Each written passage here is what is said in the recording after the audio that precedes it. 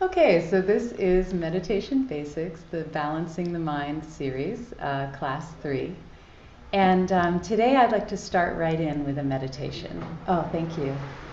So you can either stay on a chair or you can move down to your cushions, or if you find that the bolster's too high, if your hips are more open, you could try just folding up some blankets. You have a lot of different props and options and stuff.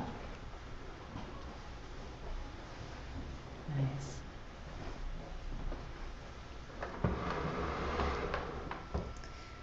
Okay. So the basics of the meditation posture, your lower body is feeling grounded and your spine is rising up straight, back of the neck is long, and then everything else is just relaxing down. Jaws relax, facial muscles can relax, shoulders are relaxing away from the ears, hands can just rest somewhere comfortable where you can forget about them. So you're finding that sort of midpoint, right? We've been talking about this agitation and this dullness, and it happens in the posture too. So you're finding the midpoint between relaxed, okay, totally relaxed, okay, bump on a log relaxed, and, alert and energized and on edged and stressed, and trying to find that middle where you've got some energy, in the abdomen, keeping your spine long, but you're also letting go of all that unneeded tension, especially in the face and jaw that we carry around all the time. And then you can gently close your eyes, or if you feel like you might be a little on the sleepy side, you can leave them open just a crack to let a little bit of light in.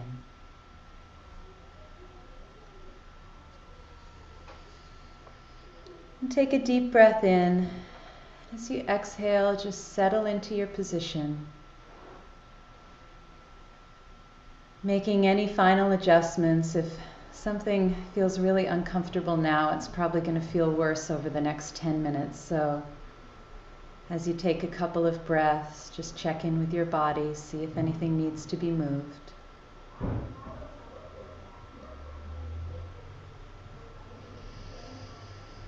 And as you take another deep breath in and breathe out, just imagine yourself breathing out all your busy thoughts.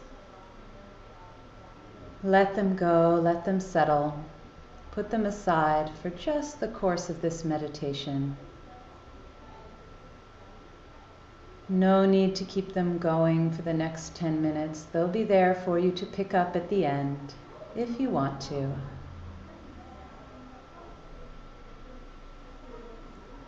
Feeling all the little mental residues of your trip getting here and of the week, the work week and the weekend, just settling like sediment, falling through still water and settling at the bottom of a pond so that the water becomes clearer and clearer. Letting all the distractions settle down in your mind.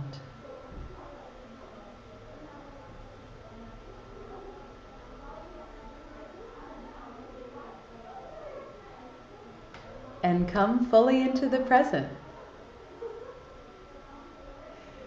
The present may be a little bit chaotic sonically. That's okay. Just see what's there.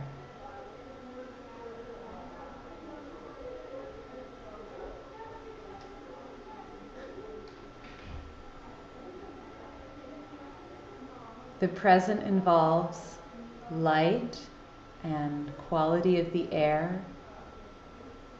It involves voices and creaks and the closing of doors and the vibration of footsteps. So it's fine. Just note each thing with a very accepting mind. No need to push it away.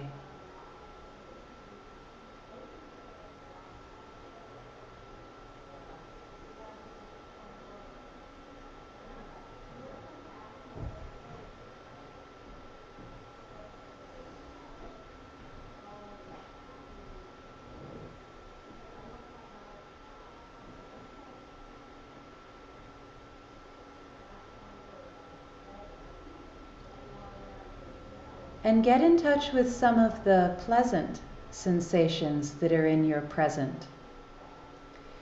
So maybe the comfortableness of the bolster, the awareness of the sunlight and the nice warm day outside. Maybe an area of your body that feels relaxed and pain-free.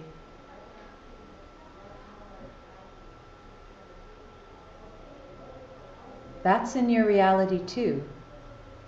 So we don't need to make anything up.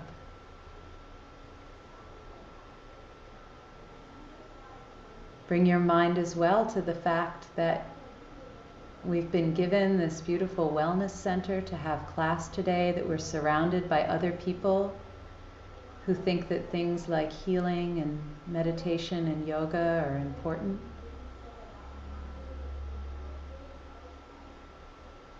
Suffuse your mind with the goodness of this moment.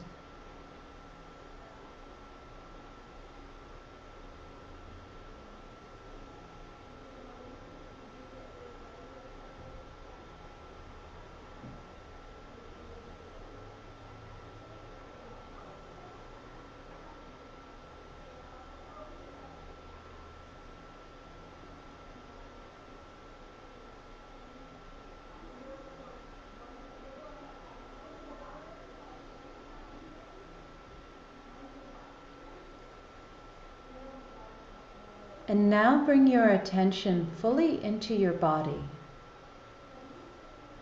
so you can keep the sounds and smells of the room in your peripheral awareness, just in the back of your mind. But bring your attention into your body and do a little scan from head to toe, noting any areas of tension and consciously relaxing them, noting anything that feels good and celebrating that.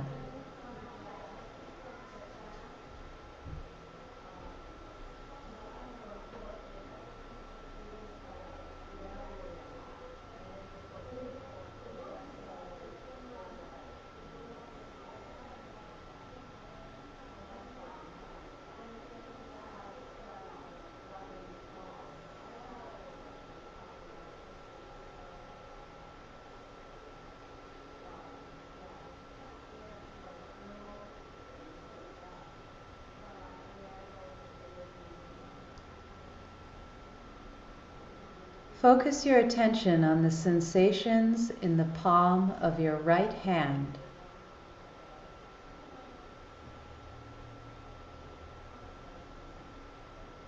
Warmth or coolness, pressure, the quality of something touching your skin.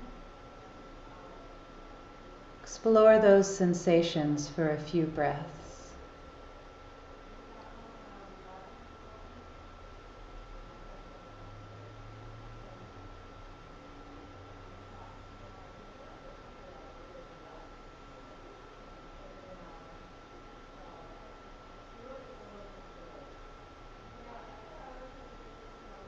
Now direct your attention to your left foot.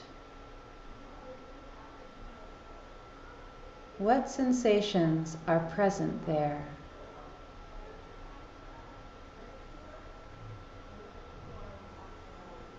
Temperature, pressure, pain, stretch. Pour your mind into those sensations, focusing on your left foot, allowing the background noises to be there in the background as well.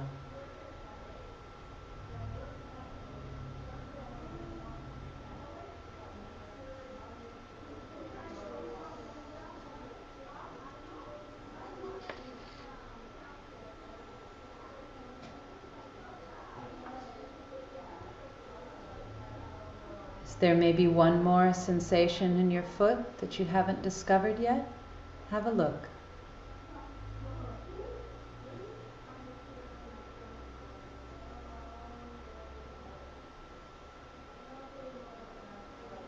Now bring your attention to the top of your head.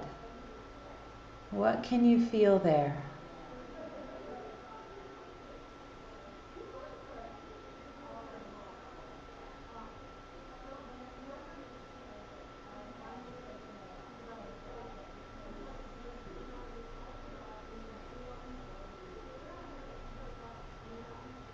And now allow your attention to go anywhere within your body where it's drawn.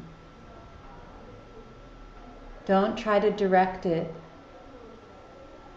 but keep it confined to sensations in your body.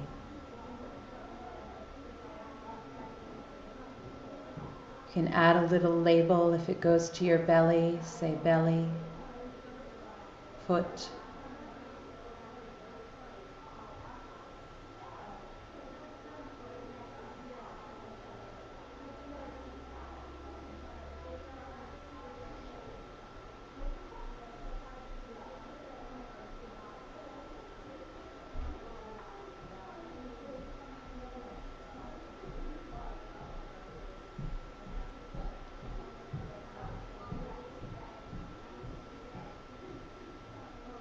Now bring your attention to the sensations that are caused by the breath, anywhere you feel them in the body. Belly, chest, shoulders, nose, upper lip.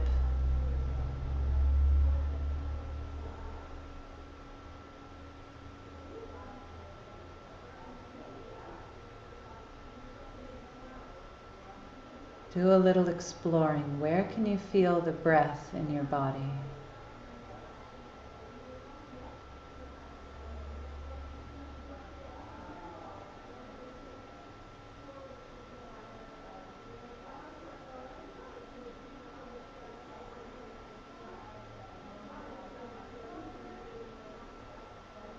And finally, keeping an outer layer of awareness of the whole room, the whole building. Keeping a layer of awareness of your body, where it sits in this room. Bring your fine, pointy attention just to the tip of your nose and focus for 10 breaths on the sensations of the air moving in and out just at the tip of your nose. You can count your 10 breaths.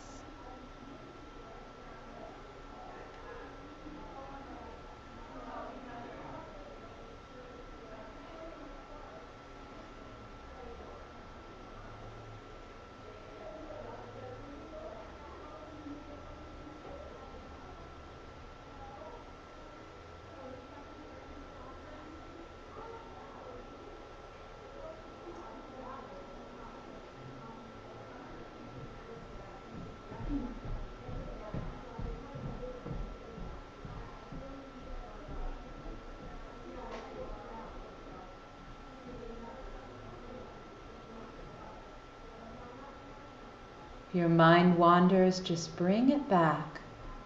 Start over again at 1, focusing your mind at the sensations of the breath at the tip of the nose.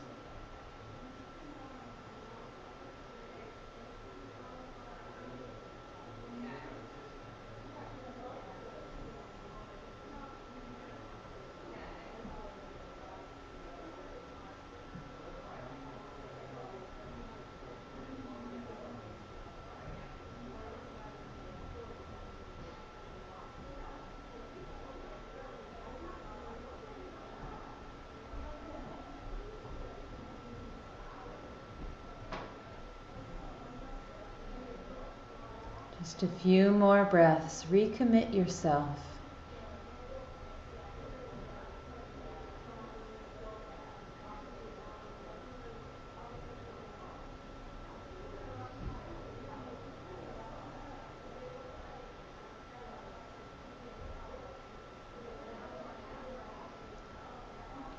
And slowly start to deepen and lengthen your breath, widening your attention to include the way the breath moves the body, anywhere in the body, as you take a couple more deep breaths.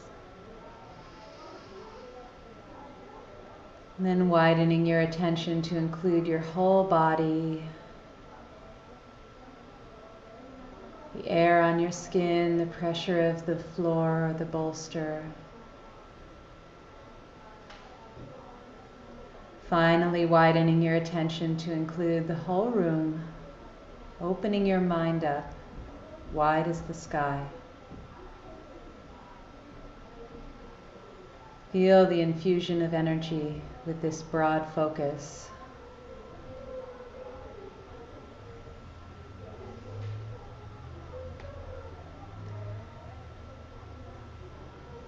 Wiggle your fingers and toes, and when you're ready, you can open your eyes.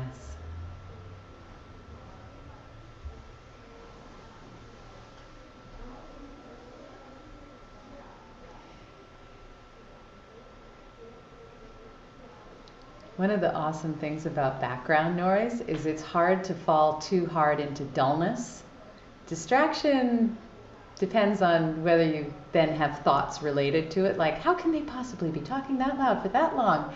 But you can become actually really focused without collapsing all the way into sleep, because you're still aware of where you are at the same time as you're focusing your mind. So there can be definitely some benefits, but my apologies for that. That was odd timing. So that meditation had a lot to do with focusing in on the body, right? This is one of the best kinds of meditations to do if you're feeling really distracted. And today, we're going to be talking a lot about what to do about one of the other major problems of meditation. We talked about dullness last time. This time we're going to talk about distraction. Forgetting what you're doing, mind wandering, mental agitation. There's a lot of different ways to talk about it. Crazy monkey mind. And there's something very grounding about taking in these concrete sensations of the body, which are a little bit sort of, juicier and more nuanced than the breath just in a very small point. So that's a good kind of grounding meditation to do. So I wanted to do that first off. Did anyone feel any distraction or dullness during this meditation? Yes? I have a little nuts. Yeah. So, conversely, if you're already feeling a little bit of dullness and you start, especially I find my lower body, like if I start feeling sensations in my foot, I'm more likely to get sleepy than if I'm feeling sensations in the top of my head. Yeah. So So, and did you feel a brightening up when we took the concentration wider then, from the nose to the body to everything in the room? So that's one of the... Yeah, a little bit. And so if I'm doing a meditation on the sensations of the breath, I will sometimes even move, if I'm feeling agitated, to the belly from the nose, or if I'm feeling dull and sluggish and sleepy, more likely to do the nose than the belly, because even there I can feel the difference of this being like very sort of warm and settled and digestive or whatever, and this sort of being like active and bright, and I can feel all the oxygen coming in and stuff like that. So see what works for you, but that's good that you noticed that. Just a little review of what we talked about last time about these sort of two problems of meditation that we're combating. The ideal for meditation and for life is to have your mind in this balanced middle. One of the yogic terms for perfectly balanced meditation, they even use it for full-on enlightenment, is samadhi.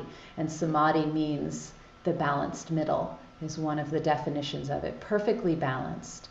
So all day our mind is being pulled in many different directions. Sometimes it's becoming really crazy and busy and stressy, and trying to keep our mind on a thought is like dropping water onto a pan of hot oil, and it's just pow, flying off. And then at other times during the day and during our meditation, the mind has this sort of dark, slow, sluggish quality that tends to want to just sink down and fall asleep. And the mind that we're trying to cultivate with meditation, in order to get the benefits of meditation, but also to get the benefits of having this mind in the rest of our lives, it's sort of all-day meditation, is to have a mind that is not sort of stagnating and not flying off, but that is moving through life, that's burning through problems, that's creative, that's energized, that's like a beam of light. And that has, benefits for focus on work, for, ability to be really present in relationships, for being able to just enjoy your amazing life and notice all the beautiful things around, to have extra energy to go out and do fun things and really enjoy, all the opportunities that we have, to be able to, focus and problem solve, to be able to be with someone in a time of grief and sorrow and pain and not be having the tendency for the mind to check out or for the mind to try to escape, but to really be able to be there for your own emotions or for other people, to be able to be a helper instead of a helpee, to have the kind of mind that can come to the aid of others and to yourself and be very genuine with yourself in situations. So that's kind of the balanced mind, what I think of as that. These sort of two extremes, although as Kalia and I were talking about last week, they're two extremes, but you can have them both at the same time. Great. Is this kind of unfocused overactivity and the dullness, sluggishness, falling asleep to whatever level. So today we're mostly talking about distraction or agitation. And in order to talk about that, I wanted to talk a little bit about, what is meditation that we're doing when we're not being distracted? Because you kind of got to get a handle on, what am I being distracted from, right? And I love having so much of my family here at my classes because I got a lot of feedback. So both my mom and my boyfriend had things to say, like, you didn't talk about this in the last class, and you did. So I'm going to try to cover all the things I missed last class. So the definition of distraction is you've set your mind to a task and it's going somewhere else instead. So it's not a judgment on where your mind is going.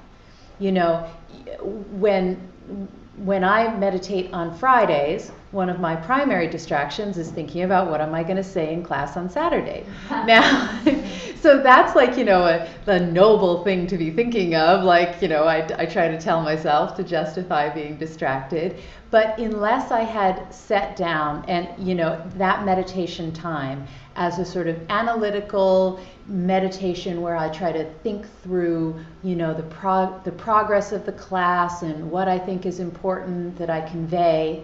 If I'm trying to do a breath meditation and I'm thinking about the class, that's a distraction. It also comes in the forms of, reliving things from the past, whether it's a movie that you watched last night, which figure very heavily in my meditations the next day, or, some, amazing vacation you were on or some horrible breakup you were in. That's one really common kind of distraction, is going to the past instead of being in the present. And again, there are meditations where you might go very deeply and sort of psychologically into those emotions around that breakup. But unless you're doing that kind of meditation, then it may be a way for your mind to just be trying to stay active without really processing or getting into anything. It can be just reliving, what I wish I had actually said to that person if I had, had these 5 years to think about just the perfect comeback. And then there's fantasies about the future, another really common kind of distraction. So again, this can be anything from what am I going to have for breakfast as soon as the timer goes off, to, what's this wonderful yoga training that I'm going to go to, or, who is the perfect guy that I'm going to meet someday, or, it can be any kind of thing like that, or worrying about the future. And one of the things that I find like full disclosure, as I was saying last week, I'm really, really happy with where I am on dullness right now for the first time in my practice. But now I feel like I'm having more distractions because I don't have that heavy layer of dullness sitting on top of my mind. So it's just like... So I worked really, really hard this week so that I wouldn't be here being a hypocrite and saying, this is how you get rid of distractions. So I was like, I got to make some progress. But I'm a really big planner. And I find that, that I know I'm sort of not supposed to be like worrying in meditation, but I'll sort of like be planning instead, because like I've convinced myself that that's more helpful but I usually will just sort of take a minute if I find I'm really kind of going off to the races with that, to just say like, why can't I do this in the other, it's morning. I'm going to have 10 hours now of my day when I can do this kind of planning. Why do I have to do it this 15 minutes? And I need to have the strength to just put it down. And I know that my planning and my work and my carrying out of those plans is going to be more effective if I can just have a good meditation and focus on that than if I spend my whole meditation planning and then go on all day with that same level of distraction and not able to kind of get a handle on my mind. So the distractions can masquerade as whatever for us seems really important and justifiable. And the mind just has a really hard time staying still and focused. So there's going to be a certain amount of sort of subconscious uncomfortability with that, which is going to manifest in all sorts of different thoughts coming up from the subconscious to say, I'm really important, pay attention to me.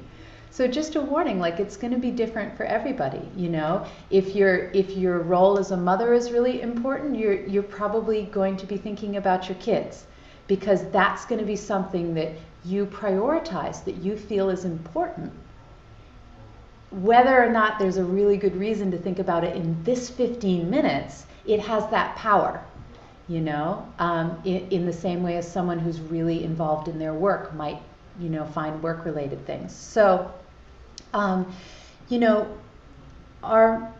mind is just doing its job.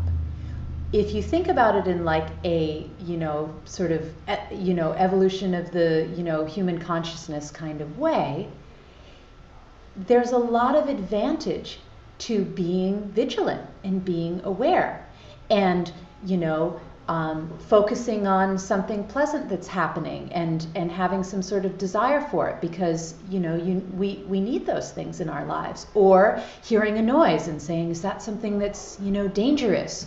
Or thinking about every possible thing that could happen with a situation in the future so that I'm prepared for it. So those are all things that have their place that can be very helpful. And so for me, part of the process with distraction is to not get upset with my mind for just doing what has been really helpful to me in the past and what is really helpful in other situations.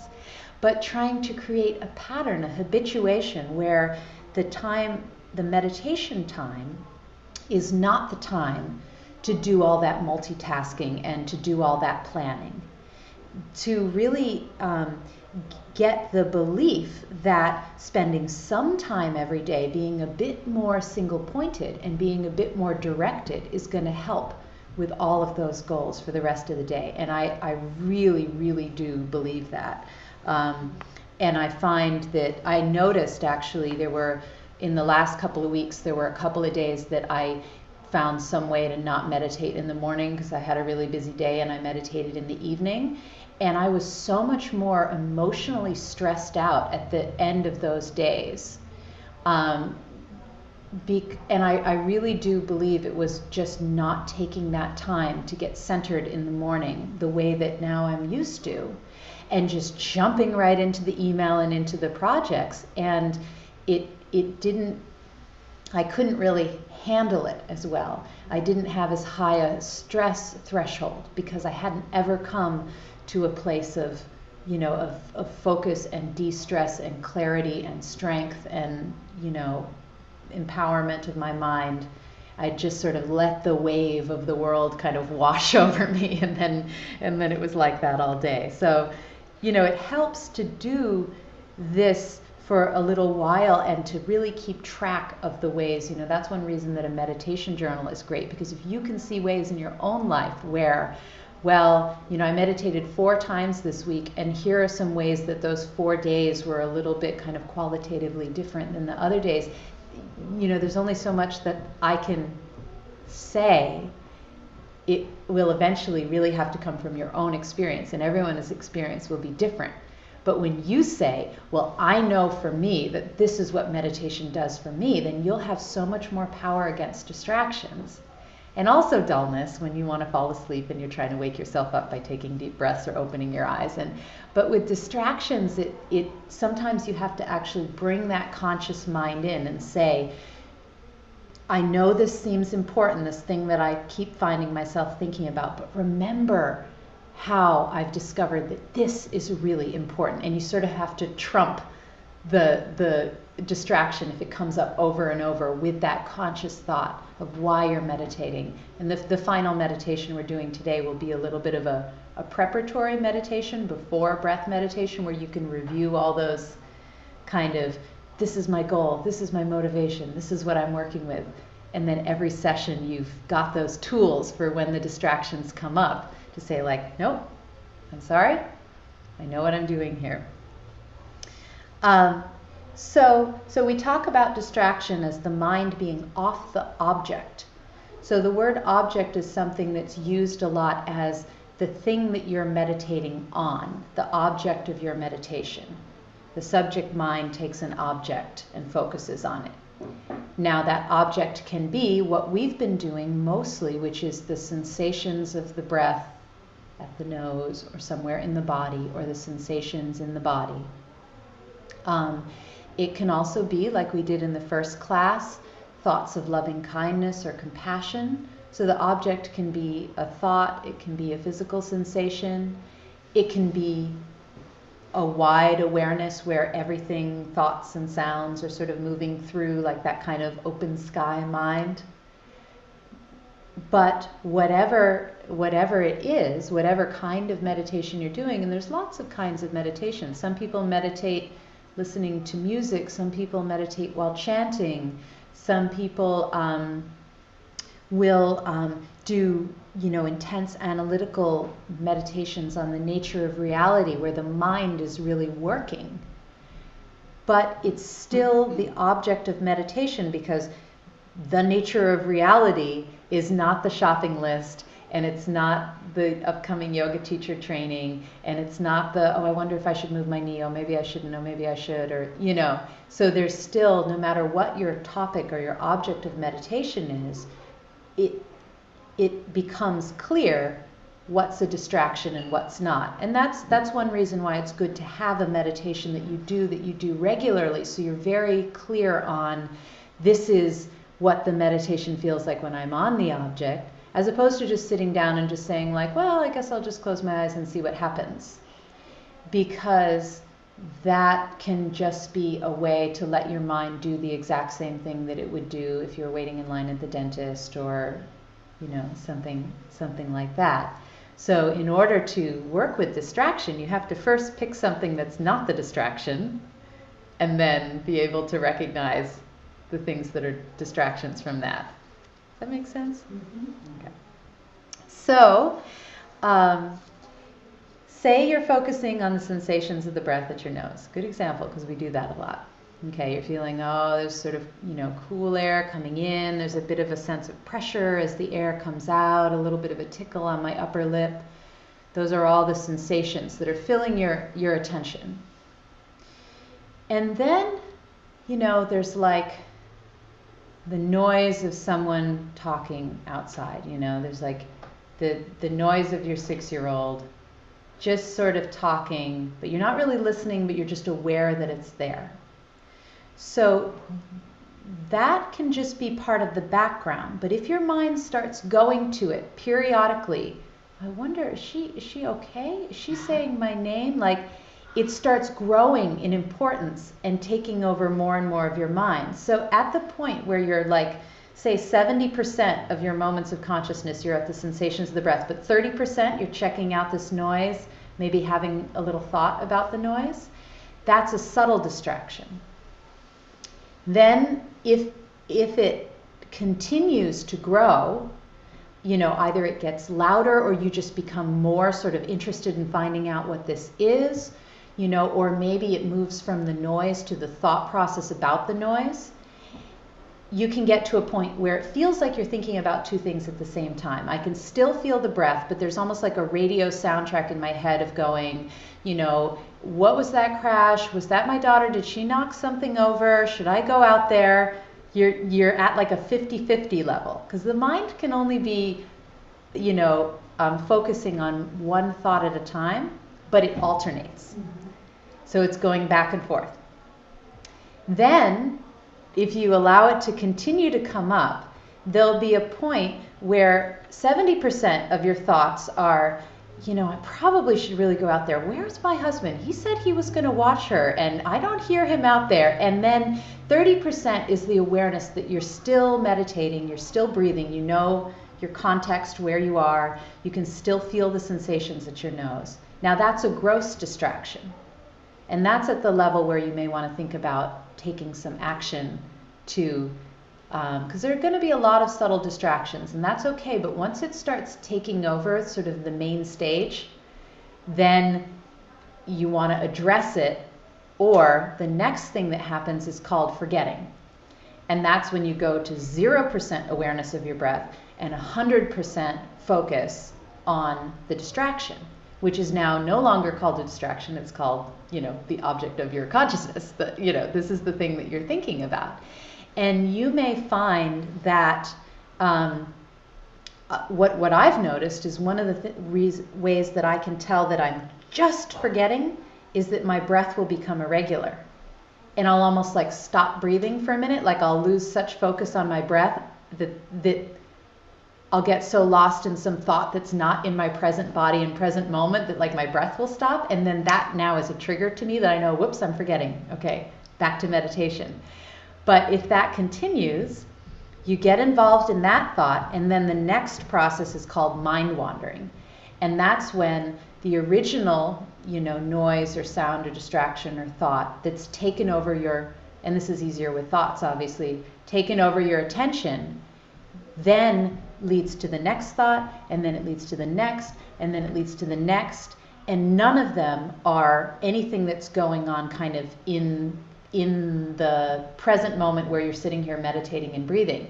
And when you realize that, there's almost a sense of waking up and being like, yeah, I'm meditating. Huh, here I am. And so it's almost like you've gone to another place. You've left the present moment. Ladies and gentlemen, Elvis has left the present moment, kind of thing. So then that's then the sign that you are in mind wandering. If literally you just have the thought of like, I'm meditating. Then you know it's gotten to that sort of point of mind wandering. So, you know, it can be like, you know, here I am, okay, you know, sensations of the breath, and, you know, I'm noticing a little bit of a twinge in my knee. Okay, twinge in my knee, I'm thinking about it a little bit, but I'm still on the breath. Okay, now that's turning into like a sense of like, wow, that knee's really, and I've had a history of knee injuries, and I wonder if I should, you know, move. Now it's maybe like equal, but I can still feel the breath. Then all of a sudden, you know, I might flip into a thought of like, you know, oh no, I realized that I had that physical therapist appointment that I didn't go to, and then that leaps up, and suddenly like you're totally not even meditating anymore. That's then forgetting. But then if you go, oh, physical therapist. Oh, I should have called Sue. Sue was supposed to give me the number of the physical therapist, and so it can then continue on to like a whole series of things. Or you're suddenly thinking, where did I put that phone? And your mind is looking through your address book trying to find the phone number. So that's sort of the whole process. And the earlier that you can catch it in the process, the easier it is to bring your mind back. But, in the beginning, a lot of the process of meditation is catching the mind after it's gone all the way to mind wandering. And that's fine. Then what happens is, how do you bring the mind back? And one of the most beautiful gifts that my current meditation teacher, Master Chuladasa, has given us is this very positive reinforcement model for how to bring the mind back. So, you're not being self-critical or berating yourself for having failed in meditation and, taking all of that sort of type A, perfectionistic, whatever that, we might have in the rest of our lives and applying it to meditation. Because actually what happened at that moment is you woke up. And now you're yelling at yourself after you woke up. You didn't yell at yourself for mind wandering because you were too mind wandering to even know you were mind wandering. So it actually creates a negative habituation for catching yourself. And that's actually one of the most beautiful, when you have that moment of like, oh, I'm meditating. You are, even just for a split second, you are 100% on the object of your body in this present moment meditating. And that's beautiful. That's definitely nothing to be critical of. And the more that you can be like, it's so good to be back. It's so good to be here. And sometimes I'll take a breath and I'll go, doesn't that feel better than email? Yeah, it does. It does. Just the feeling of actually not having to think about all that crap for a minute, giving yourself that space is a really nice feeling. And to recognize that, you're programming your subconscious mind to want to go through that process again. You're using the reward system. You're using, your little dopamine receptors or whatever to be like, good mind, here's a cookie. And then gradually, your periods of mind wandering will become shorter and shorter. And eventually, your subconscious mind will be catching your mind before you consciously even have to have that whole waking up process. However, and this is something that, happened to myself and many other people for many years, through the negative reinforcement model, mind wandering continued to be a problem for so long because it was always like, oh, I'm such a bad meditator. I can't believe I was mind wandering again. I've been doing this for 4 years and I'm still thinking about my lunch and, come on. And that not, it corrodes your joy in meditation. It corrodes your ability to convince yourself to sit down on the cushion every day, to even start, to even try, because it just becomes a negative experience. So if you can make it, and that's why I'm so happy to be able to teach this like in a meditation basics class so that no one else has to spend 4 years being mad at themselves for mind wandering. You can start right away with having meditation be something where you feel like you're, even by mind wandering, you're still learning and you're still making progress. Again, as we said last week, the only bad meditation is the meditation that you didn't do. Anything else, you're doing it. So, and then as you get more subtle with that, you can start finding more and more gentle and smooth ways to bring the mind back. So at some point it may be like, whoops, I'm thinking about my shopping list. Oh, that must have been mind wandering. Oh, okay, all right, I'm meditating. Okay, I'm going to go back to the breath. That's good. It might be very sort of complicated and conceptual and multi-step. And then gradually over time, you can start to still be keeping a sensation sort of the breath and having these gross distractions come up, and then just guiding your mind gently away from the distraction without having to really go like, oh no, a distraction, what do I do, what do I do? Because at that moment, you're putting so much more energy, conscious energy, into the distraction in the process of shoving it away.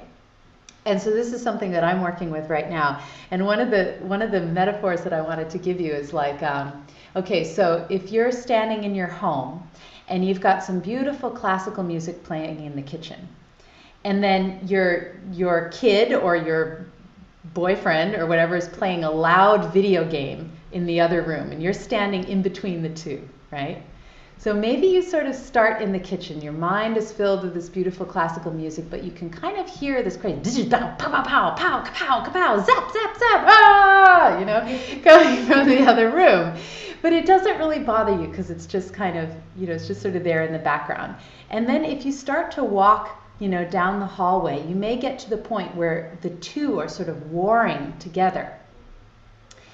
And if you get really upset about the video games and you run to the doorway of the room to tell your kid or partner to turn it down, you've actually agitated your mind more, you've filled your mind more with this crazy video game noise, and you've taken yourself further away from this beautiful classical music.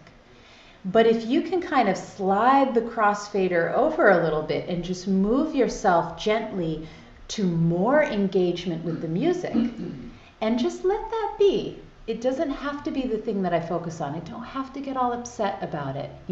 Maybe in the back of my mind there's this argument I had with my boss. I don't have to give that my energy right now. I don't even have to give it as much energy as it would take to push it away. I'm just going to recommit. I'm going to reinvigorate. I'm going to fall into the beauty of the breath. This beautiful piece of classical music. I'm going to drift back into the kitchen and just let that noise be there in the background, and that's fine. So you see the difference? You're moving intentionally deeper into where you want to be instead of doing it by engaging with and pushing away where you don't want to be.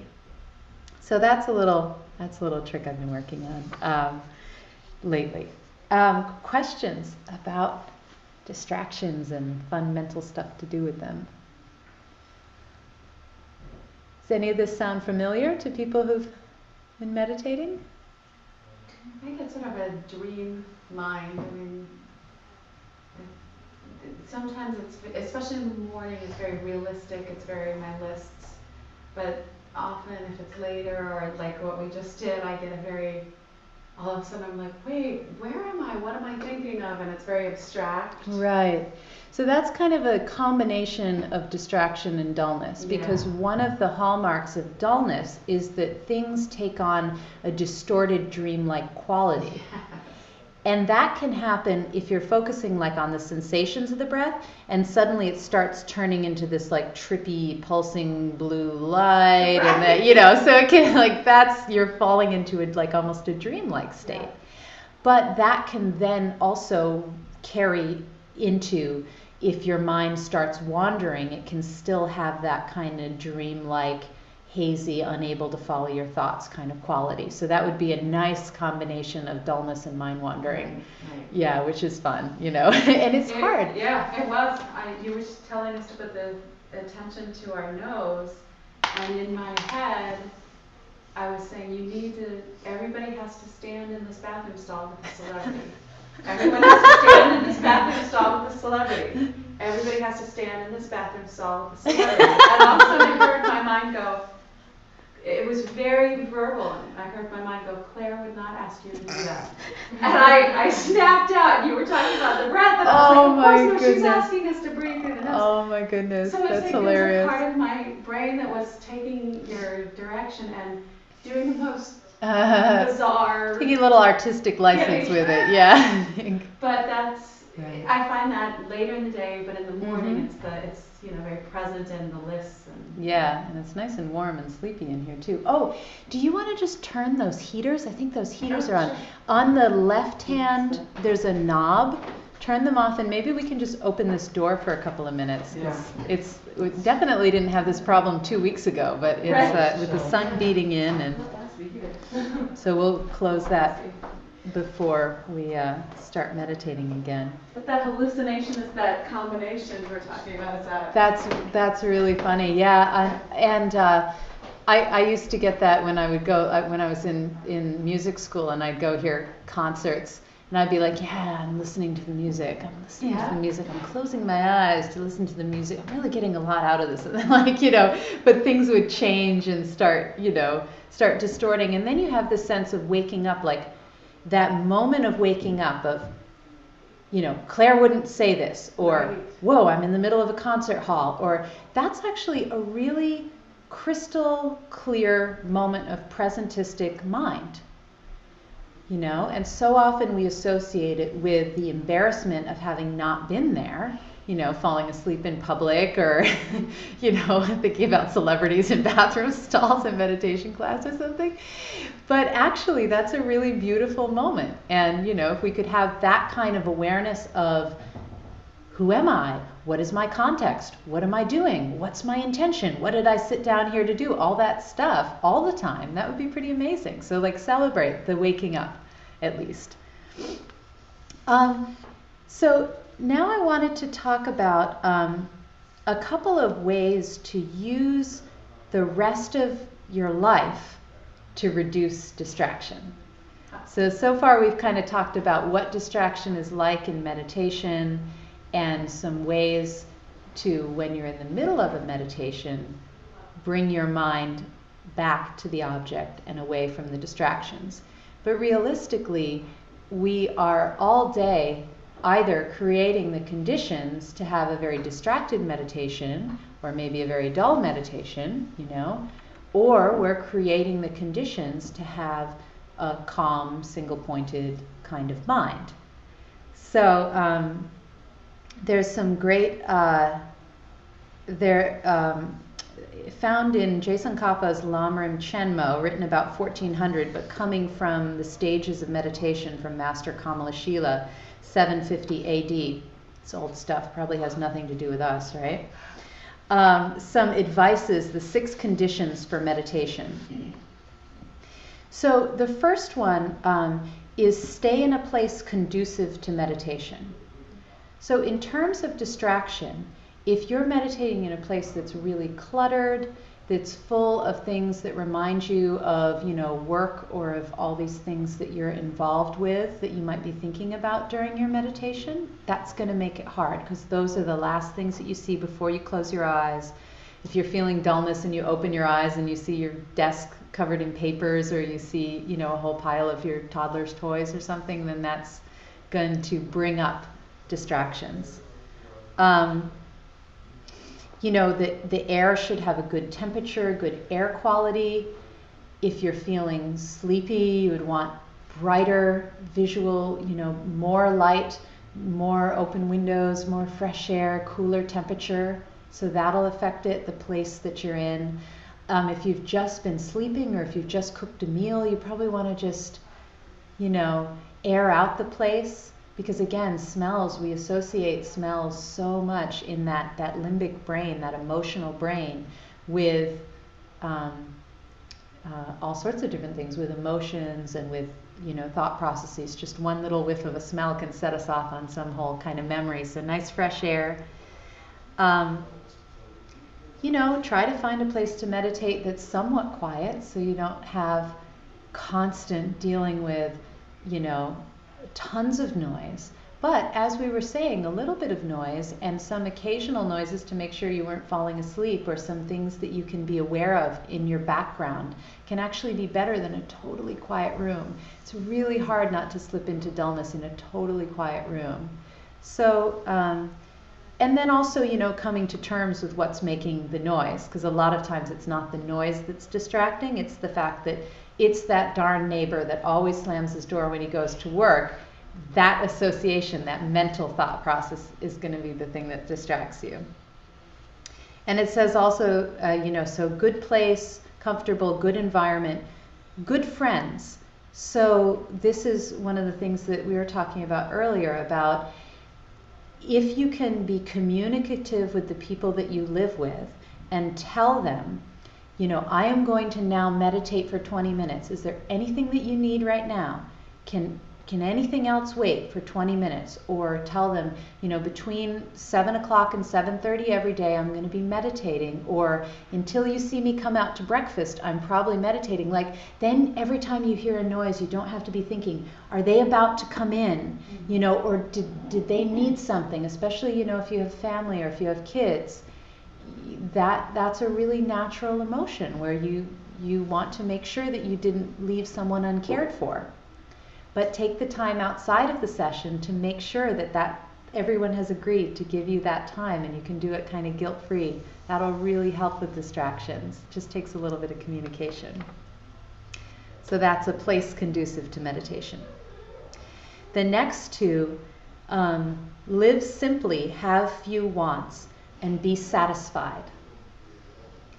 So, you know, it's one of the amazing things about our lives is that we do have enough stuff and enough money and enough houses and enough leisure time to even possibly come to a class like this or sit down and meditate. So it's not that we have to live so simply that we have to get rid of our house and go and sit out in a rain puddle and try to meditate there. It's good to have a comfortable meditation cushion. It's good to have a nice quiet room in your house to meditate in. But this constant focus on stuff, you know, whether it's, you know, thinking about your lunch, thinking about all the activities that you're involved in, whether it's thinking about you know, not being able to be satisfied with just keeping your body still for a little while, always sort of feeling like, oh, I've got to adjust this, I've got to adjust that. And then just having a level of contentment and satisfaction with yourself in your practice. Being able to say, you know what, wherever I am today, that's fine. I'm not going to spend a lot of time berating myself or thinking that I should be somewhere else. I'm just going to be content with how this meditation goes. So that kind of, you know, like we did in the beginning of the meditation, just bringing your mind and noticing what's good. That's a really powerful way to make meditation enjoyable. Saying, well, something in my body feels good right now. Maybe my knee is twinging, you know, but my back's all right. And not just focusing on the negative things and the things that we're not satisfied with, the things that need to be fixed, but also noticing all the really good stuff that's actually there. That really sort of settles the mind. The next one, give up being too busy. What were they busy doing in 750? They don't even know from busy. We know from busy.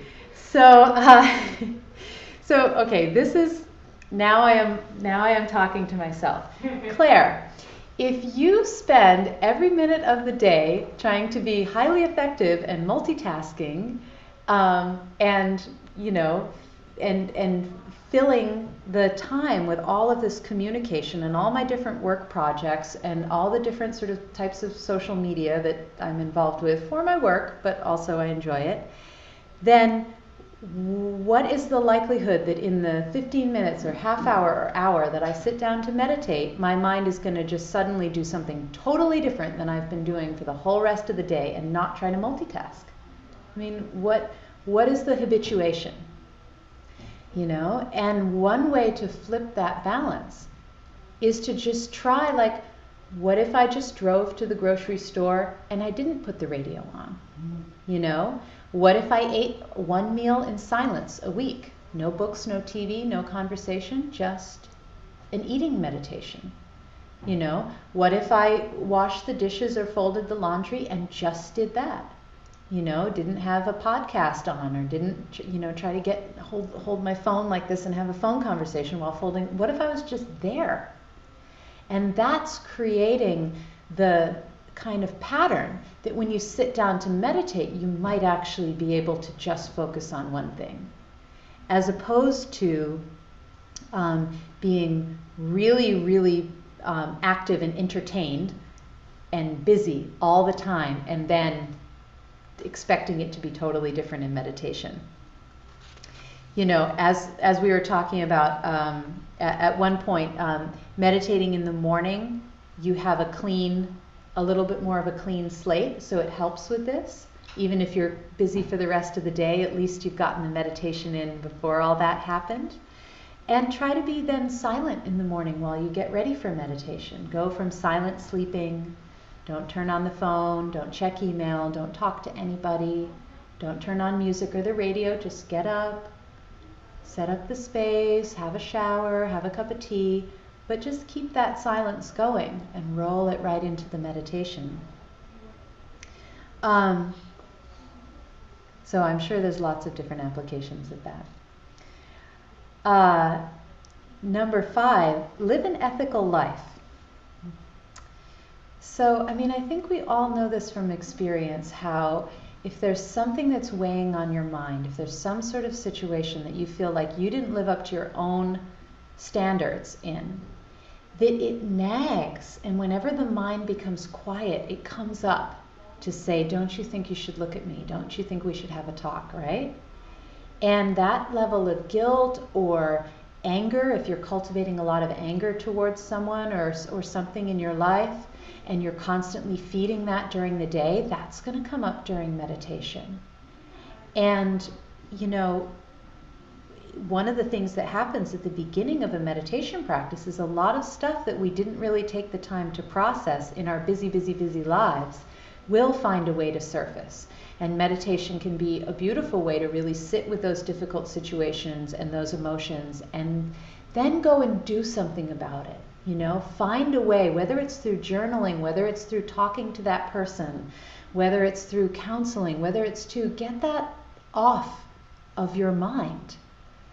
And then you've got a clearer mind, not just in meditation, but think how much that must be affecting you throughout the day, even if it's just by trying to hold it down and keep it in the back of your mind.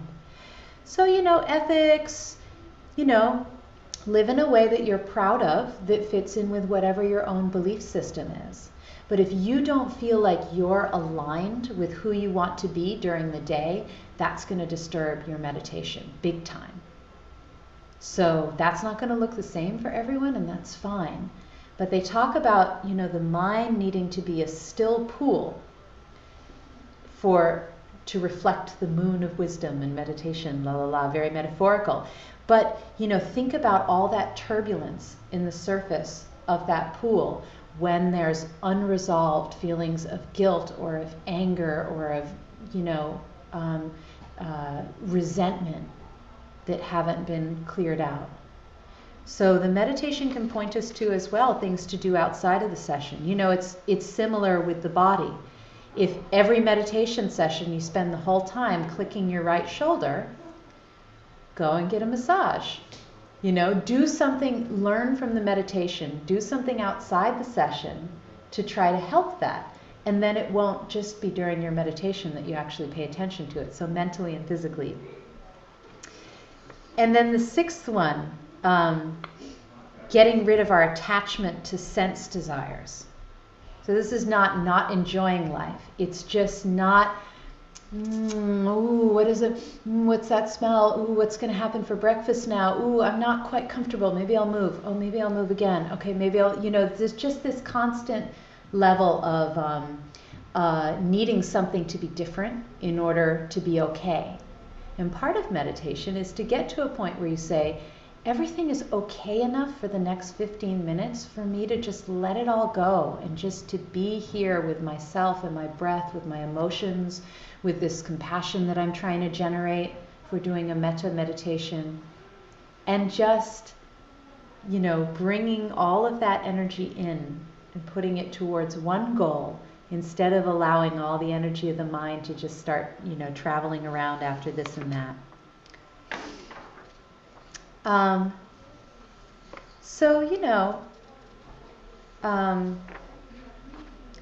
think that's sort of a lot of different stuff to work with, but you can see how there's kind of 2 different categories. There's all the things that you can do during meditation, change to a body-centered meditation,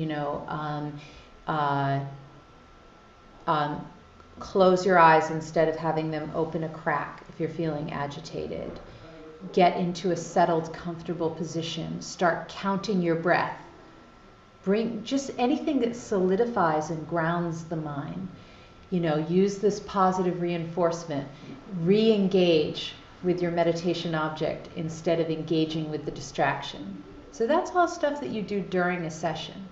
But then there's also this greater life kind of issue that allows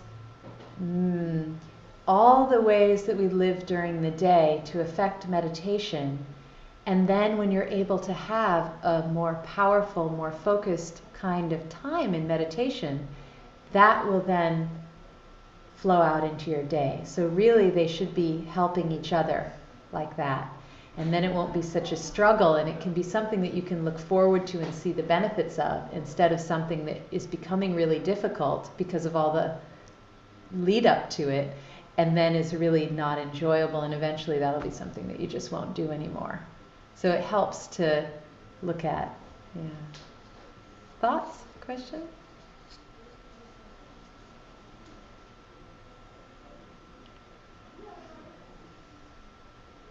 Nothing?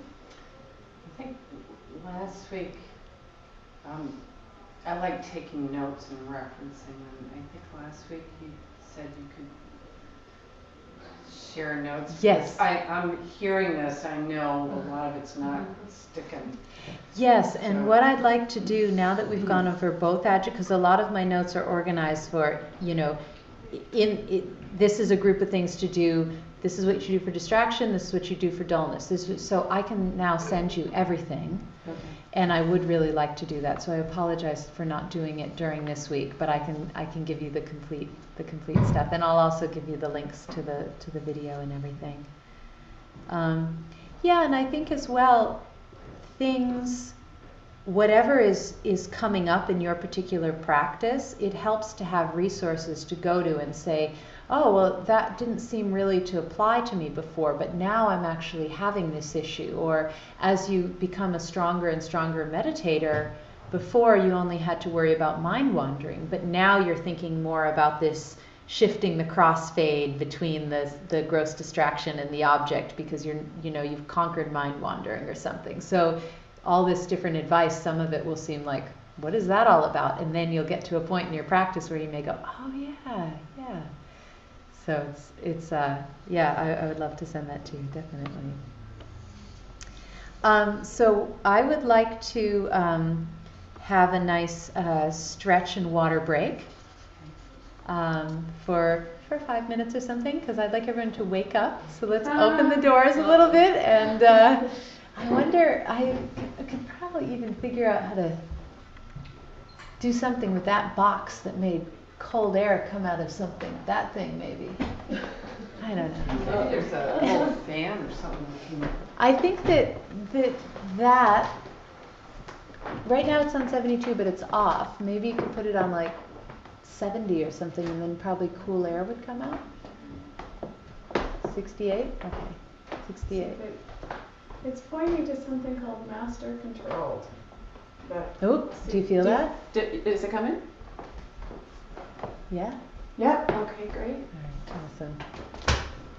Okay, so now I'm going to see if there's anybody on Ustream. Well, there's me. I want to know who the where celebrity my was. mind makes up really weird things and I start to fall asleep. Hannah's one of my dancers. We were just in class together, and she Oh, said, really? "What meditation workshop are you going to?" Oh, awesome. Thanks so much for coming. Yeah, Thanks for bringing her, Kalia. I didn't. It was just a Coincidence. Yeah, it was very cool. I tried to bring her, but she lives closer here Yeah. than home. Okay, so hello Asmia and hello 3 guests. If you guys have any questions, we're taking a little break now, so you can type into the chat room if you're logged in, or if you just want to say hi. And also I'm going to type my email if you need to get in touch with me. And if you want me to send you the class materials, then you can email me.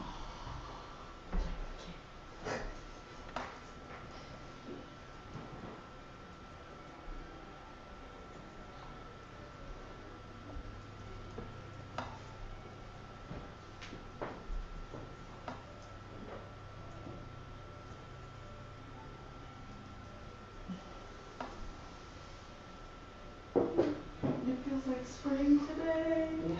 Thank goodness.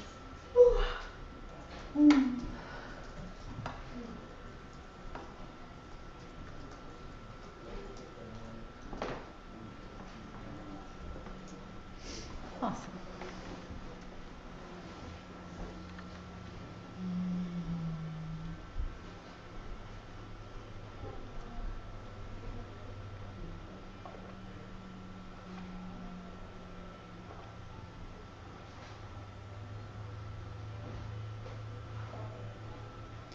So I'm glad you're feeling a little bit better with your back, Kalia, because we are going to be workshopping Cobra pose a little bit today. Oh, and I okay. think that ultimately Cobra could be really good, but I wouldn't have wanted to do it last week when it was more in spasm. Yeah.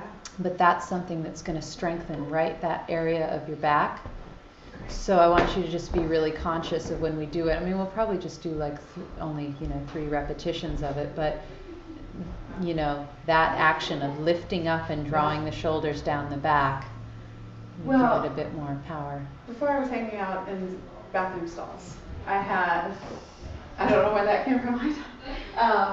I actually had this moment of like talking with my body because we were doing so much body awareness, and I had this sensation of you need to let go of the front. Like I've been trying to let go of the back, doing all this, and all of a sudden it just was really clear like your tummy is trying to brace against this, and maybe that's part of where the pain's coming from. So That could have been why bridge pose felt so good last week. Remember, because you're spreading the lower ribs and you're sort of opening the diaphragm. Yeah, I mean, I think that usually you would want to be, once it's out of inflammation, you'd want to be strengthening the mid back and opening the front, because the mid back tends to be weak and overstretched. So even though it feels like you want to stretch it, and it's good to definitely release it, but ultimately probably a little more stability would help. yeah, I don't know why it all of a sudden I can just feel this sense of if I just stay calm. That's your liver as well. You're massaging your liver. They were talking by the end of the week, they were talking about gallbladder because it just kept flaring so badly. But yeah, I don't liver know. gallbladder's right in that area, up under your rib cage. Yeah, it's been a heck of a time, but it's funny because right now I don't feel bad.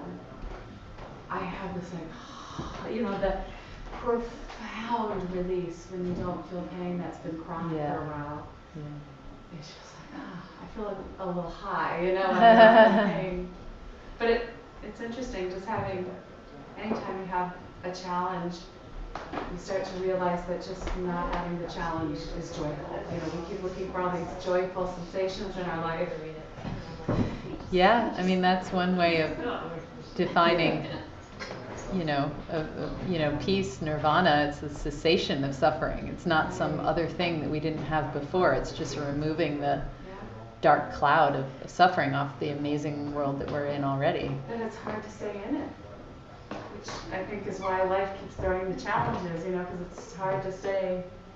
If somebody you love is sick and then they're healed, you think that's all I need, And then all of a sudden you're like, I want to have more fun. I want to have a love affair. I want to have something that makes me excited and my adrenaline, But it is interesting having the back pain. As soon as it releases, I just get this like. That reminded me of there's so many lists for meditation, and one of them is the list of the 5 meditation obstacles. There's 2 lists of 5 actually, but that reminded me of one which is called restless desire or missing someone or something. It's like, there's just a kind of state of mind that's like that. Oh, what if this thing or that thing, or maybe some of this, or that person, or it's like there's no real need, there's no real lack, there's just this mind that kind of wants to go somewhere and entertain itself, So let's shut that door. Is someone talking up by the front desk? I think so. Do you want to just tell them we're going to meditate? Do you think it's just a natural instinct that we're born with to not be settled and stated in our present moment? Because if you're truly just absolutely satisfied, you'll just sit there and die. I mean, I've always wondered if that's just if we're working against our nature, and not that that has to be a bad thing. Yeah, I think there's a lot of, you know, there's a lot of things that have been helpful to get us to this point, which don't necessarily need to be continued all the time, you know, like the physiological stress response to something like, you know, getting a confrontational email from someone at work is the level of stress response that our ancestors used to have when they were being chased by a saber-toothed tiger. Right.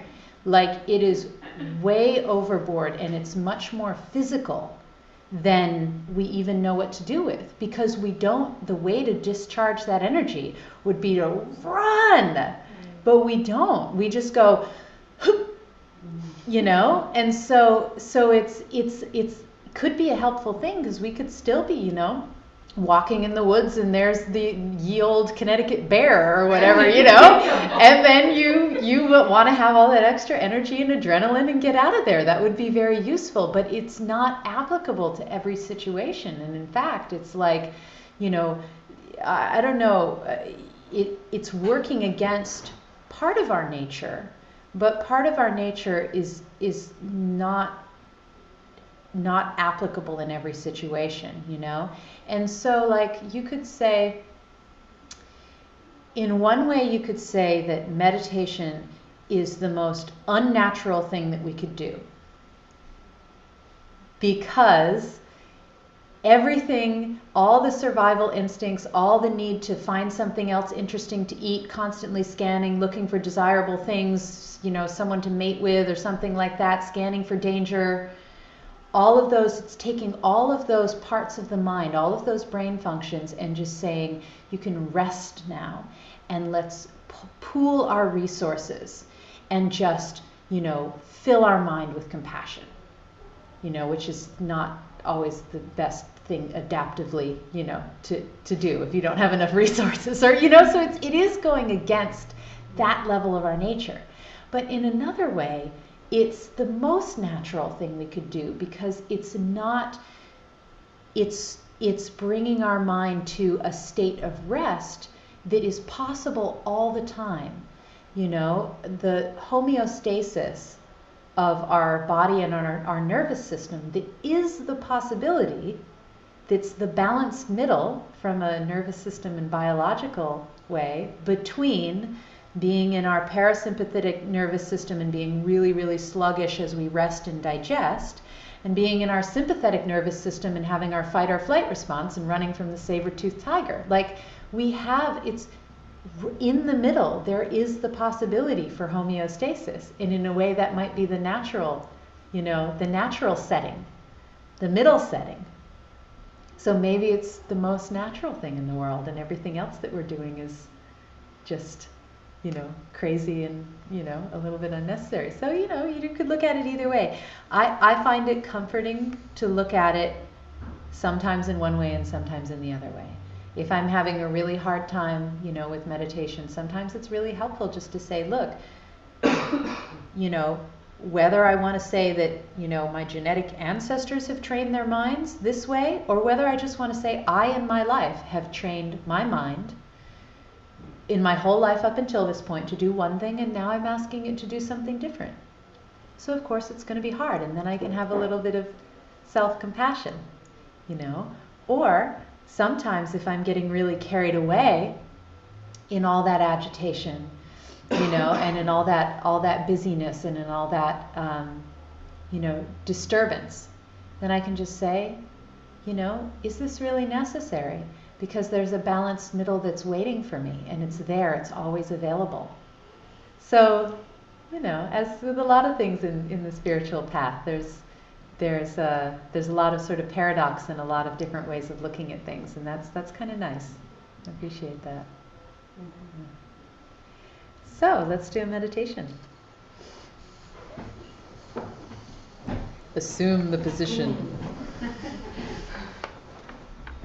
You guys all have really nice meditation posture, by the way. Like I see lots of nice straight spines, and I like the way that you're using the bolsters. You're using the gravity of the knees to open the hips, which allows you to then pull in the belly to sit up straight. You know, so it's actually with bolsters like this, you don't want to be sitting in the middle or the back, because then your weight goes back and your knees come up, you know, and crazy things happen. So you guys are all doing the right thing, which is sliding a little more towards the front of the bolster. The knees come down in this nice tripod position. And then unless you want to sit like that, you have to strengthen the back, strengthen the belly, and rise up straight. It looked really freaky in the camera. All right, so, you know, we talked about this last week as well. So valuable to set intention and to reflect on our motivation regularly. And why not do it every day, you know, before meditating? And this can be done, this meditation preliminary, we're going to spend a little more time on it, but we generally spend 5 minutes on it at the beginning of our, you know, 45-minute, hour-long meditation. So once you get comfortable with the steps, you can just go click, click, click, click. Just reinvigorate why you're even doing this. So take a deep breath in, roll the shoulders up, exhale them down. Deep breath in, roll the shoulders up, and exhale them down and back. Deep breath in, roll the shoulders up, squeeze them up by your ears, squeeze, squeeze, squeeze, squeeze, squeeze, and drop.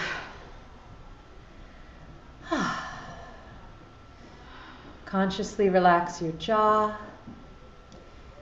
Feel your lower body really anchoring down into the blankets, into the bolster or chair. Feel the spine rising up long and straight. Chin is level with the ground. Shoulders are relaxed.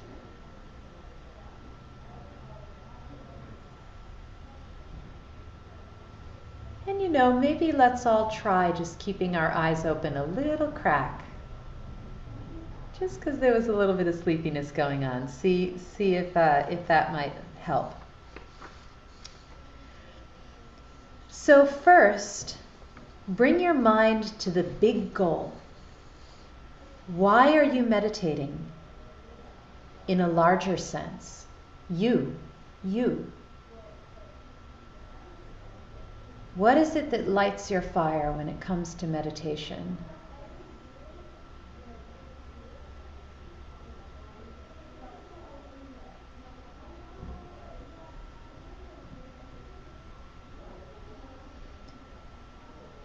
To have more happiness and peace of mind, to have better mental and physical health, to be better in your relationships or in one particular relationship, maybe to sharpen your mind, to be more effective at work. Try to get in touch in a not just mental but also emotional way with why you would even bother coming to this class or sitting down to meditate. Focus on that for a minute.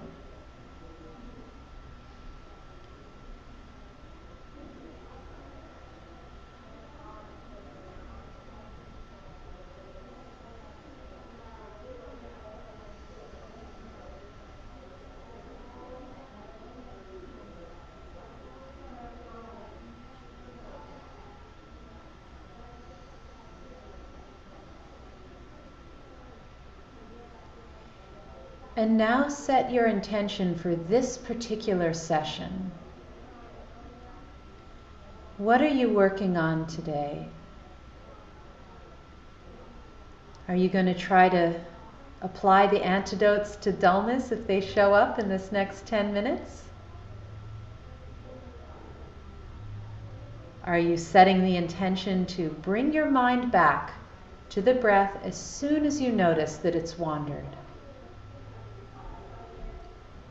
Or maybe you're setting the intention to be kind and loving to yourself when you do bring the mind back.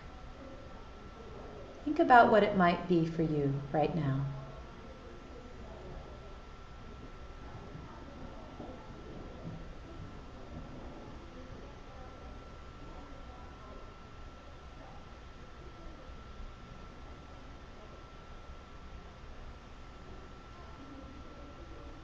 And now that you've got that intention in mind, tell yourself that whatever actually happens, you're going to be happy. You're going to be proud of yourself for trying.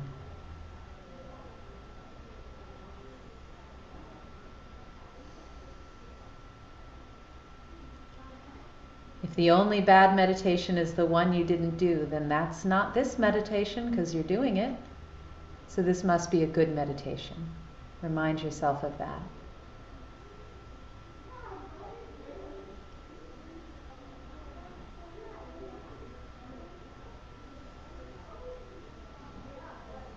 But lest we get carried away with self-congratulation before we have even begun, the next step is to commit yourself to diligence.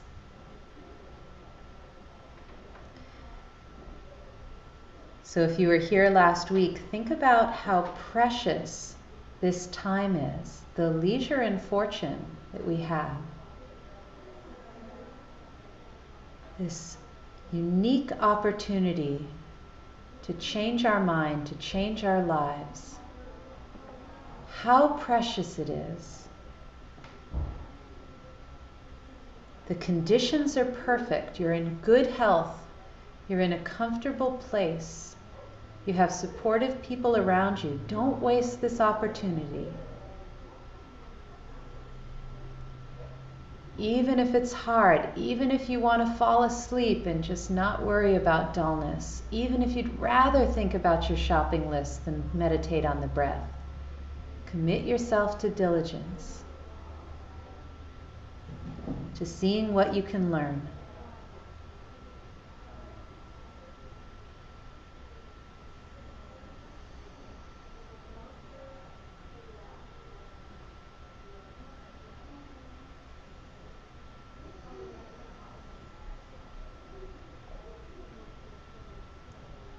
And now check in with your own body and mind and situation and see what you're working with today.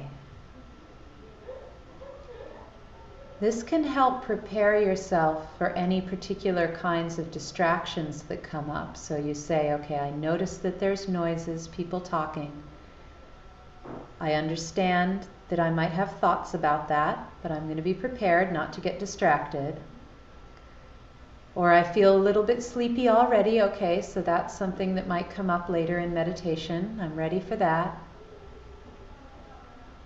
Or I know I have that big work project, so I'll probably start thinking about that at some point. So I'm ready.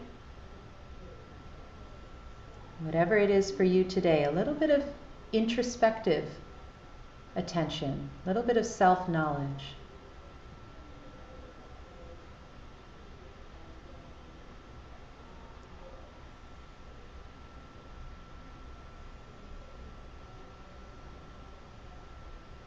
And now we'll go through the different stages of bringing our attention in.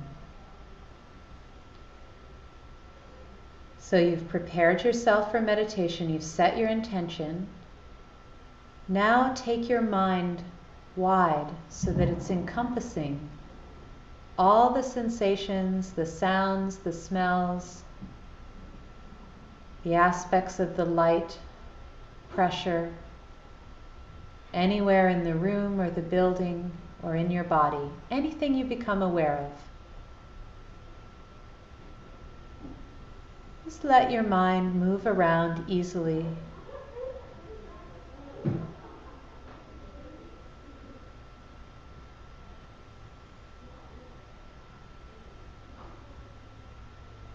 All you're doing is restricting your attention to what's in the present. So you can note pressure on my foot, breeze on my arm, voice outside, sound of someone moving, but not then have a whole dialogue about what that all means to you. Just let the mind move around.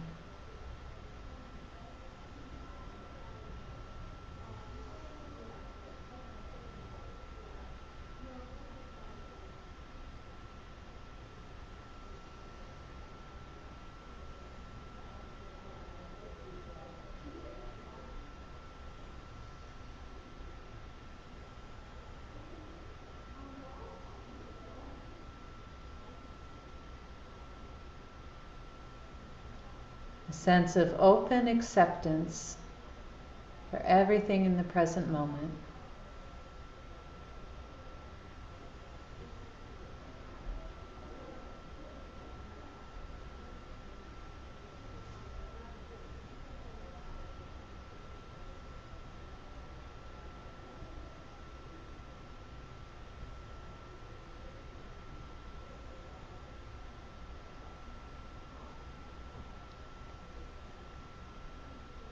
Now keep the awareness of your context, the room, the building, in the outer levels of your awareness, but bring your attention to move around inside your body. Whatever presents itself, something feels tense, something feels cold. I feel my pulse, I feel some breath. Just allow your attention to move freely around your body for a few breaths.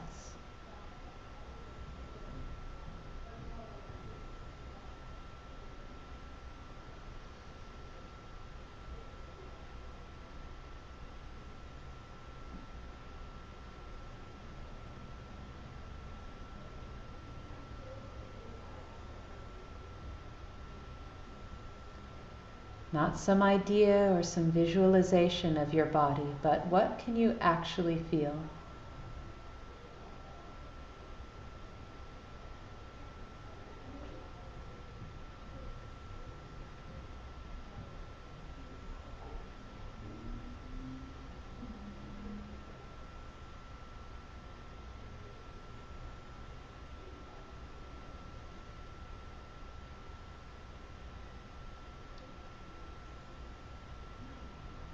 Now keeping an awareness of the room and your body, bring your attention to just the sensations of the breath as they move in your belly, in your chest,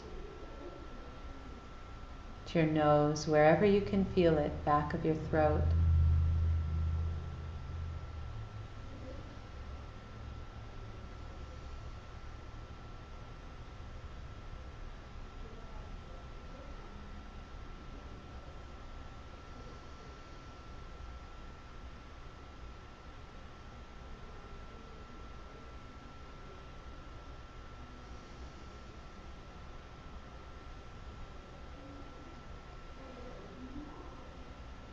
And finally, bring your attention to just the sensations of the breath as air moves in and out the edge of your nostrils.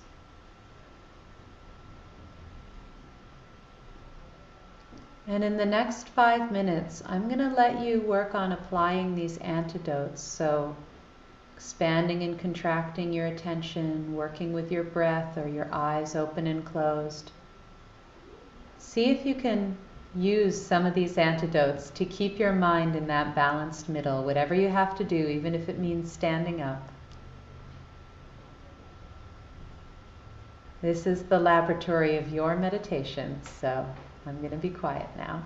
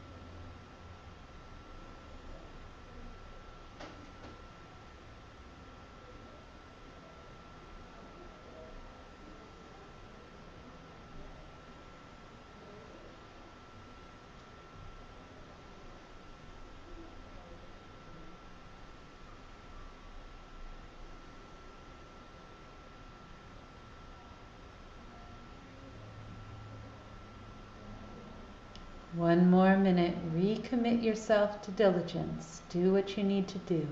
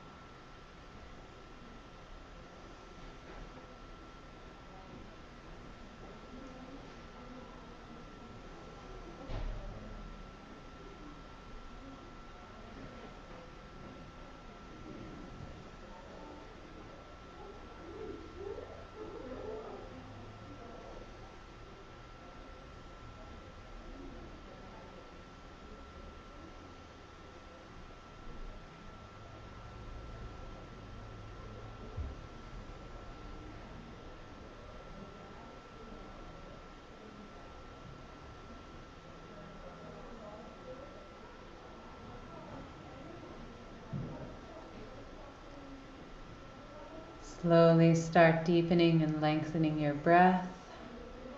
Let your attention flow out into your whole body, wiggling your fingers and toes. Becoming aware of the room again. And when you're ready, you can open your eyes. Nice job. Nice job.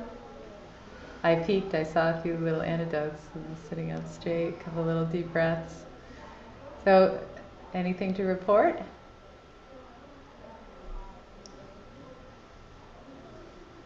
I want to take a nap now. You've earned that nap because you didn't nap during meditation. I do that sometimes. I like, all right, I'm facing a lot of dullness, so I've got another 15 minutes and then it's time for 15-minute nap. And it's so nice to, do it when meditating when I say I'm going to meditate, and then, so say, now I am lying down in bed. This is not meditating, so I could go to sleep. So do you, is that literal? You don't do meditations lying down? There is a lying down, there's a classical meditation posture that you'll see some Buddha statues in from the Buddhist tradition, where lying on the right side with a prop made out of the hand with the elbow on the ground, lying down on the right side. Mm-hmm. That is the only lying down position that is sort of more recommended, maybe, because if you fall asleep you'll fall onto the ground. You're not already. It's okay. I mean, I've known people who've had their, have gone away for a long meditation retreat and have had their back completely go out, and they had to do a lot of meditations, like Kalia was doing the other day with the legs up the wall or in different positions. But you're just going to have a lot more problem with dullness, probably. So it's a risk that you're taking. If you really want to engage with those antidotes to dullness and you're just not getting enough sitting up, then you could try meditating lying down and doing a lot of different. I mean, in a way, lying down on your back with your spine straight, the spine is straight, so that's good, but it's so much like sleeping. Mm-hmm. So yeah, if you can do it, great. Yeah. Anybody else? There's part of me that falls asleep, but it's not my head, it's my feet. Your feet falls asleep. It's terrible. I'm constantly doing this and fidgeting, and it's just so uncomfortable, and I'm wondering what I'm doing wrong. Show me your sitting position. Like this. I don't know. And I'm just a bad. Is your are your feet pressing into your other legs, or see, to me, I don't look right. Do you tend to have a bit of tightness in your hips? No, I wouldn't say so. So to me, I would like to see actually something under your knees, because see how my knees are more anchored? Yes. If you're sitting up on something high and your knees are just, you could be doing some weird nervy thing in the hips. Yeah. Whereas if you actually put some pillows under the knees, that might help. Mm-hmm. And the other advantage of putting the pillows under the knees is it sort of lifts one foot off the other foot a little bit, like you're not. For me, sometimes if I'm right like this, my feet will fall asleep because my whole body weight is pushing down on the feet. But sometimes the falling asleep can happen, with something that's going on in the hips or things like that. So try a couple of different things. I think that maybe try sitting on something lower as well, because some people just really don't do. Try just double folding that blanket. Maybe if I was And just- behind, I probably should have gotten this situated before. That looks a little better. Yeah, it's probably better.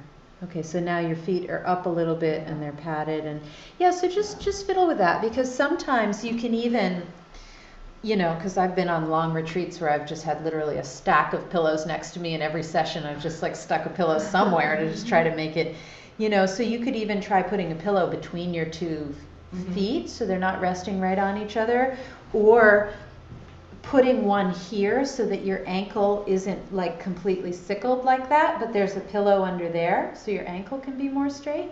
There's a lot of different things you can do, especially if you have like little like couch like throw pillows. You can sort of, there's no harm in that. Just set yourself up. Yeah, try some different kinds of cushions, because I would say that doesn't look like the ideal position for you. So I don't, maybe there's some other kind of cushion that would be better. Okay. Okay? Yeah, feet falling asleep it's something that sort of happens, and and I think that for me, sitting on something higher, so that just because I have quite long legs, so that there's just everything has just a little more space, really helped, because my feet used to fall asleep all the time, but I was sitting on a really low cushion and everything was just really bent and squished. So just try some different stuff. Yeah. All right, thanks guys. It was really, really lovely having you here, and having you here all 3 weeks, and having you guys come back. Kalia, having you here for like 5 weeks in a row now, counting last session, and it's really, really nice. So I will get everyone filled out a form at the front where you put your email. Okay, I will get all of your emails, and I'll send out a little care package so you can continue with your meditations, and then you'll have my email, and you can always email me with meditation questions at any time. I mean, that's, I love email, because whether I'm in California or England or here or whatever, I can always, offer whatever help I can in a long distance. Okay, great. Okay, Thank you. Thank you guys. Thank you so much. Appreciate it. You're great.